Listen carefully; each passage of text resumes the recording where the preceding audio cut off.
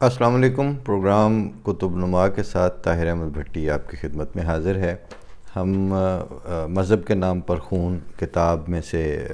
پڑھ کے سنا رہے ہیں اور اللہ تعالیٰ کی توفیق سے تقریباً 165 صفحے تک ہم پہنچ گئے ہیں اور امید ہے کہ اب چند ہی ایپیسوڈز کے بعد یہ کتاب اختتام کو پہنچے گی۔ جس طرح آپ سن رہے ہیں اور جس طرح ہمیں جستہ آپ کی سماعتوں پر اعتماد رکھتے ہوئے اور اللہ تعالیٰ کے فضلوں پر یقین رکھتے ہوئے اس کو پیش کرنے کی توفیق مل رہی ہے، امید ہے کہ یہ سلسلہ عارضی نہیں ہوگا بلکہ یہ مبارک ابتدا ہوگی اور انشاءاللہ ہم آئندہ بھی اچھی سلیکشن آپ کی خدمت میں پیش کرتے رہیں گے۔ میں جہاں پچھلی دفعہ چھوڑا تھا وہاں سے آگے شروع کرتا ہوں۔ کہتے ہیں کہ پاکستان کے حضرت صاحبزادہ مرزا طاہر احمد صاحب کی یہ تصنیف ہے مذہب کے نام پر خون، جو امام جماعت احمدیہ تھے چوتھے۔ بس پاکستان کے دو منصف مزاج فاضل ترین ججوں کے فیصلہ کے مطابق جس تک وہ نہایت غور و خوض اور چھان بین کے بعد پہنچے تھے، تحقیقاتی عدالت کی رپورٹ صفحہ 150 پر ججز یہ لکھ رہے ہیں کوٹ ان کوٹ کہ اسلام ان کے لیے ایک حربے کی حیثیت رکھتا تھا جسے وہ کسی سیاسی مخالف کو پریشان کرنے کے لیے جب چاہتے بالائے طاق رکھ لیتے اور جب چاہتے اٹھا لیتے۔ کانگریس کے ساتھ سابقہ پڑھنے کی صورت میں تو ان کے نزدیک مذہب ایک نجی معاملہ تھا اور وہ نظریہ قومیت کے پابند تھے، لیکن جب وہ لیگ کے خلاف صف آرا ہوئے تو ان کی واحد مصلحت اسلام تھی جس کا اجارہ انہیں خدا کی طرف سے ملا ہوا تھا، یعنی ملاں کو۔ ان کے نزدیک لیگ اسلام سے بے پرواہ ہی نہ تھی بلکہ دشمن اسلام بھی تھی، مسلم لیگ، اور ان کے نزدیک قائد اعظم ایک کافر اعظم تھے۔ رپورٹ تحقیقاتی عدالت صفحہ 273۔ پھر فرماتے ہیں ججز، یہ یقینی طور پر کہا جا سکتا ہے کہ اب احراریوں نے احمدیوں کے خلاف نزاع کو اپنے اسلحہ خانہ سے ایک سیاسی حربے کے طور پر باہر نکالا، اور جو واقعات اس کے بعد پیش آئے وہ اس امر کی بیان شہادت ہیں کہ وہ سیاسی جماعت کی حیثیت سے نہایت فہیم اور چالاک ہیں۔ انہوں نے سوچا کہ اگر عوام کے جذبات کو احمدیوں کے خلاف برانگیختہ کر دیں گے تو کوئی ان کی مخالفت کی جرت نہیں کرے گا، اور یہ آج تک یہ ایسا ہی ہو رہا ہے، اور ان کی اس سرگرمی کی جتنی بھی مخالفت کی جائے گی اسی قدر وہ ہر دل عزیز اور مقبول عام ہو جائیں گے، اور بعد کے واقعات سے یہ ثابت ہو گیا کہ ان کا یہ مفروضہ بالکل صحیح تھا۔ پس بلا شبہ یہ ثابت ہے کہ ازمنہ گزشتہ کی طرح 1953 میں بھی جو فساد برپا کیا گیا وہ مذہب کے نام پر تو ضرور تھا مگر مذہب کی خاطر نہیں تھا، اور حضرت محمد صلی اللہ علیہ وآلہ وسلم کا پاک دین اس سے کلیتاً بری الذمہ ہے۔ یہاں یہ اہم سوال اٹھتا ہے کہ آخر یہ مخصوص رہنما کس طرح ایک قلیل التعداد فرقہ کے خلاف اس قدر خوفناک آتش غیظ و غضب بھڑکانے میں کامیاب ہو گئے کہ فاضل ججوں کو اس پر ایک نظر ڈالنے سے سینٹ بارتھولومیو ڈے کی یاد آ گئی۔ تو اس اہم سوال کا جواب یہ ہے کہ یہ بینے ہی اس طرح ہوا جس طرح ہمیشہ سے ہوتا آیا ہے، اور تاریخ مذاہب کا ہر خونی باب جس میں مذہب کے نام پر خون کی ہولی کھیلنے والوں کے طریقہ کار کا تذکرہ موجود ہے،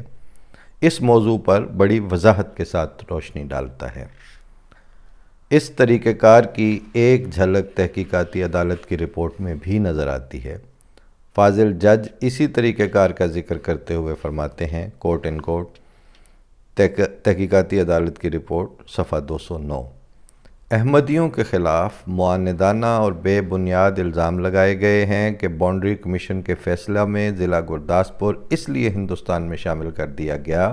کہ احمدیوں نے ایک خاص رویہ اختیار کیا، اور چودھری ظفر اللہ خان نے، جنہیں قائد اعظم نے اس کمیشن کے سامنے مسلم لیگ کا کیس پیش کرنے پر مامور کیا تھا، خاص قسم کے دلائل پیش کیے۔ لیکن عدالت ہاذا کا صدر، سابق chief justice supreme court of Pakistan اور حال وزیر قانون مرکزیہ مملکت پاکستان، جو اس کمیشن کا ممبر تھا، یہ جسٹس منیر کی بات ہو رہی ہے، یہ باؤنڈری کمیشن کے ممبر تھے، جو اس کمیشن کا ممبر تھا، اس بہادرانہ جدوجہد پر تشکر و امتنان کا اظہار کرنا اپنا فرض سمجھتا ہے جو چودھری ظفر اللہ خان نے گرداسپور کے معاملے میں کی تھی۔ یہ حقیقت باؤنڈری کمیشن کے کاغذات میں ظاہر و باہر ہے، اور جس شخص کو اس مسئلے سے دلچسپی ہو وہ شوق سے اس ریکارڈ کا معائنہ کر سکتا ہے۔ چودھری ظفر اللہ خان نے مسلمانوں کی نہایت بے غرضانہ خدمات سر انجام دیں، ان کے باوجود بعض جماعتوں نے عدالت تحقیقات میں ان کا ذکر جس انداز میں کیا چودھری ظفر اللہ خان صاحب کا اور ان کی خدمات کا، وہ شرمناک ناشکر پن کا بیان ثبوت ہے۔ یہ ججوں کے الفاظ ہیں۔ ان علماء کی طرف سے احمدیت پر بس یہی ایک بے بنیاد الزام نہیں لگایا گیا کہ بلکہ جھوٹے پروپیگنڈے کا ایک طوفان بدتمیزی برپا کر دیا گیا، اور ہر حادثہ اور ہر سازش کو جماعت احمدیہ پر تھوپا جانے لگا۔ جنگ شاہی کے دردناک حادثے کی ذمہ داری بھی احمدیوں پر ڈالی گئی، اور راولپنڈی کی سازش بھی احمدیوں کی طرف ہی منسوب کی گئی۔ خان لیاقت علی خان کے ناپاک قتل کا الزام بھی مظلوم احمدیوں کے سر ہی دھرا گیا، اور کبھی انہیں ہندوستان کا جاسوس کہا گیا، اور کبھی ان پر گندے اخلاقی الزام لگائے گئے، اور کبھی پاکستان کا غدار بتایا گیا، اور افطرا اور ظلم کی کوئی حد نہ رہنے دی گئی۔ یہاں تک کہ احمدیوں پر یہ تومار بھی باندھا گیا کہ ہم نعوذ باللہ اپنے محبوب ترین نبی، اپنے مقدس آقا حضرت محمد صلی اللہ علیہ وآلہ وسلم کی توہین کرتے ہیں اور آپ کو گالیاں دیتے ہیں، نعوذ باللہ من ذالک۔ مگر منصف جج صاحبان نے جب الزامات کی گہری چھان بین کی تو صورتحال کو بالکل برعکس پایا۔ چنانچہ جنگ شاہی کے حادثے سے متعلق وہ mister Anwar Ali D I G C I D کا یہ تبصرہ نقل فرماتے ہیں کہ یہ بیان بالکل جھوٹ ہے کہ جنگ شاہی یا لاہور چھاؤنی کے ہوائی حادثوں میں مرزائیوں کا ہاتھ تھا، کیونکہ جنگ شاہی کے حادثے میں جو شخص ہلاک ہوئے ان میں جنرل شیر خان تھے جو خود مرزائی تھے۔ احرار کی تقریریں صرف زہریلی ہی نہیں بلکہ ناشائستہ اور مکروہ ہیں۔ یہ بیان ہے انور Ali D I G C I D کا، اور ریکارڈڈ ہے تحقیقاتی عدالت کی رپورٹ میں۔ راولپنڈی سازش سے متعلق فاضل ججوں نے لکھا کہ مولوی محمد علی جالندھری نے 15 اپریل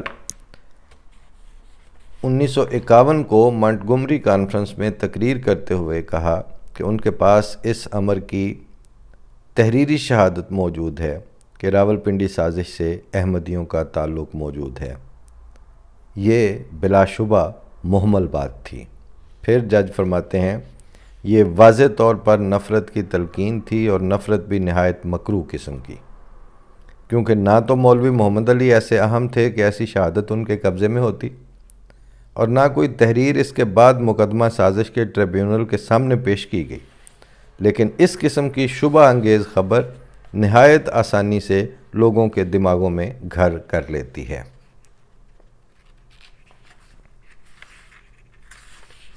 پھر خان لیاقت علی خان کے قتل کا الزام احمدیوں پر دھرتے ہوئے قاضی احسان احمد شجاع آبادی نے یہ کہہ دیا کہ قائد ملت کے قتل میں جو گزشتہ اکتوبر میں ہوا تھا احمدیوں کا ہاتھ تھا۔ تحقیقاتی عدالت کی رپورٹ صفحہ 36۔ مگر اس الزام کا بودھا پن ایسا ظاہر و باہر تھا کہ فاضل ججوں نے اس پر محض یہ تنزیہ فکرہ چست کرنا ہی کافی سمجھا کہ جج لکھتے ہیں کہ ان لوگوں کی تعریف کرنی پڑتی ہے کہ یہ تمام قومی مصائب کی تحقیقات کے گم شدہ سلسلے دریافت کرنے میں ید طولہ رکھتے ہیں۔ پھر مظفر گڑھ کی ایک تقریر میں ایک نہایت مشہور احراری لیڈر جو اب اس جہان سے کوچ کر چکے ہیں،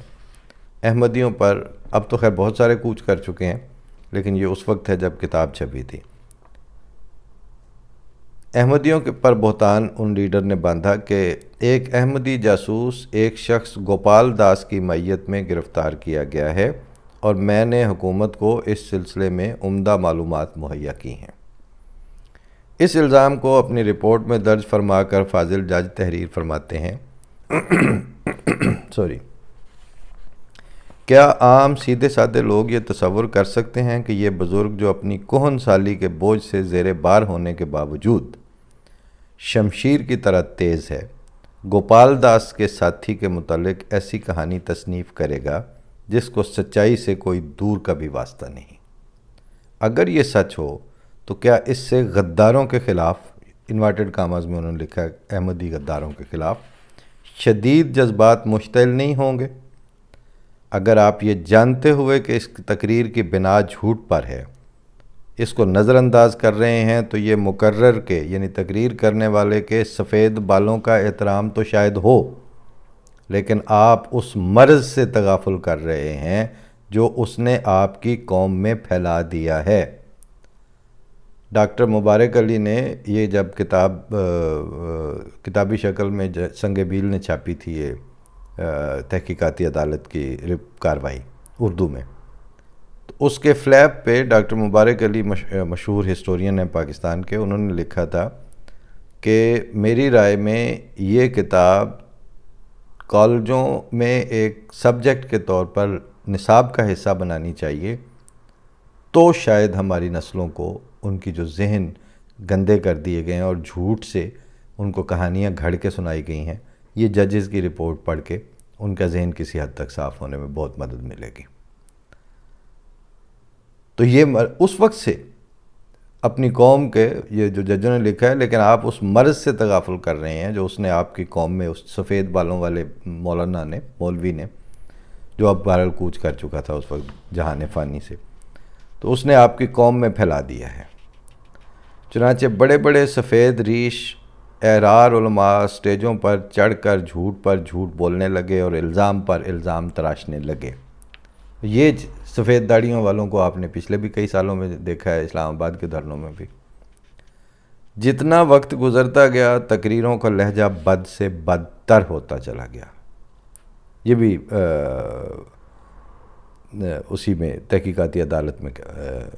رپورٹ میں سے ہی ہے، صفحہ نمبر 330۔ جتنا وقت گزرتا گیا تقریروں کا لہجہ بد سے بدتر ہوتا چلا گیا۔ احرار نے اپنی پوری توجہ احمدیوں کی بدگوئی پر مرتکز کر دی اور نہایت شرمناک دشنام ترازی کا آغاز کر دیا۔ احرار کی جن تقاریر کی طرف اشارہ کرتے ہوئے مسٹر انور علی نے نہایت شرمناک دشنام ترازی کے الفاظ استعمال فرمائے ہیں،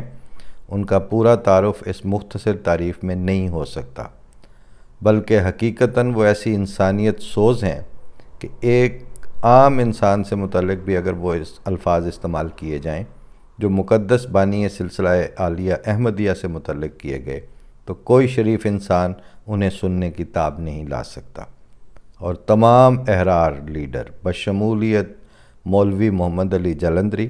اور ماسٹر تاج الدین انصاری، ابو ذر بخاری اس دشنام ترازی اور بد کلامی میں ایک دوسرے پر سبقت لے جانے لگے، اور تعجب ہے کہ پھر بھی اس نبیوں کے سردار صلی اللہ علیہ وآلہ وسلم کی جانشینی کا دعویٰ کرتے تھے جس کی زبان کوثر و تسنیم کی طرح پاک اور صاف اور شیریں تھی، اور جس کی تعلیم یہ تھی کہ وَلَا تَسُبُّوا الَّذِينَ يَدْعُونَ مِن دُونِ اللَّهِ فَيَسُبُّوا اللَّهَ عَدُوًّا بِغَيْرِ عِلْمٍ۔ الانعام آیت 109۔ خبردار ان معبودان باطلہ کو بھی گالیاں نہ دو جنہیں یہ لوگ خدا کے سوا شریک ٹھہرا رہے ہیں، مبادا یہ اپنی جہالت سے خدا کو برا بھلا کہنے لگ جائیں۔ مگر یہاں تو کوئی باطل معبود بھی مقابل پر نہیں تھا، بلکہ اسلام کا ایک ایسا فدائی تھا جس نے اپنی ساری زندگی خدمت اسلام میں صرف کر دی، اور جس کا قصور صرف اتنا تھا کہ اس نے خدا کے فرمان کے مطابق مہدی اور مسیح ہونے کا دعویٰ کیا،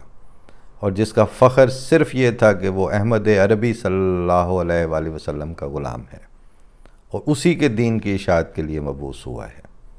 ہاں، یہ ننگے انسانیت شرمناک دشنام ترازی اسی مرزا قادیان سے متعلق کی گئی جس کی جان عشق محمد عربی صلی اللہ علیہ وآلہ وسلم میں گداز رہا کرتی تھی، اور جو کبھی تو سوز محبت سے بے قرار ہو کر اپنے محبوب آقا سے یوں گویا ہوتا تھا کہ جانم فدا شود برہ دین مصطفیٰ، این است کام دل اگر آید مجسرم۔ میرے دل کی ایک ہی تمنا ہے کہ اگر مجھے موقع میسر آئے تو میری جان محمد صلی اللہ علیہ وآلہ وسلم کے دین کی راہ میں فدا ہو۔ اور کبھی درد فراق سے بیتاب ہو کر اپنی قلبی کیفیت کا اظہار یوں کرتا تھا، انظر الیہ برحمت و تحنن یا سیدی انا احقر الغلمان، یا حبر انک قد دخلت محبتا فی مہجتی و مدارکی و جنانے، من ذکر وجہک یا حدیقۃ بہجتی لم اخلو فی اللحظ ولا فی آن، جسمی یطیر الیک من شوق الا یا لیت کانت قوت الطیران۔ ترجمہ ہے کہ میرے پیارے، میری طرف ایک رحمت اور شفقت کی نظر ڈال، دیکھ میرا آقا، میں تو ایک ادنا غلام ہوں، اے میرے محبوب تو اپنی محبت کے ساتھ میری روح اور میرے دل و دماغ میں سرایت کر گیا ہے، اے میری مسرتوں کے باغ، میں تیری یاد سے کسی آن اور کسی لحظہ بھی خالی نہیں رہتا، گویا میرا جسم ایک شوق غالب کے ساتھ تیری سمت اڑا چلا آ رہا ہے، اے کاش اڑنے کی طاقت ہوتی، اے کاش اڑنے کی طاقت ہوتی، یا لیت کانت قوت الطیران۔ آج یہاں پہ ختم کرتے ہیں، اور آپ صرف یہ ساتھ ساتھ نوٹ کریں کہ کچھ بھی نیا نہیں ہے، یہ 53 کے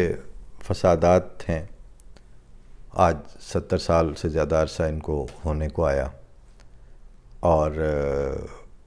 لیٹ 50s کی کتاب ہے، اور کچھ بھی نہیں بدلا۔ جب حملہ کرنے والوں کی، بد زبانی کرنے والوں کی، یاوہ گوئیوں والوں کی اور جھوٹ بولنے والوں کی ذرا سی بھی حکمت عملی تبدیل نہیں ہوئی، تو ہم سے بڑا بیوقوف کون ہوگا کہ ہم اپنا ایمان اور اپنا یقین اور اپنا مستقبل پہ اعتماد جو ہے وہ آج یا کسی بھی زمانے کی اس طرح کی گدڑ ٹپوشیوں کی وجہ سے بدل لیں۔ یہ نہیں بدل سکتے، نہ ان کی ہار نئی ہے، نہ اپنی جیت نئی۔ میں اسی پہ بات ختم کرنی چاہ رہا ہوں کہ جسمی یطیر الیک من شوق الا یا لیت کانت قوت الطیران۔ فی امان اللہ، السلام علیکم۔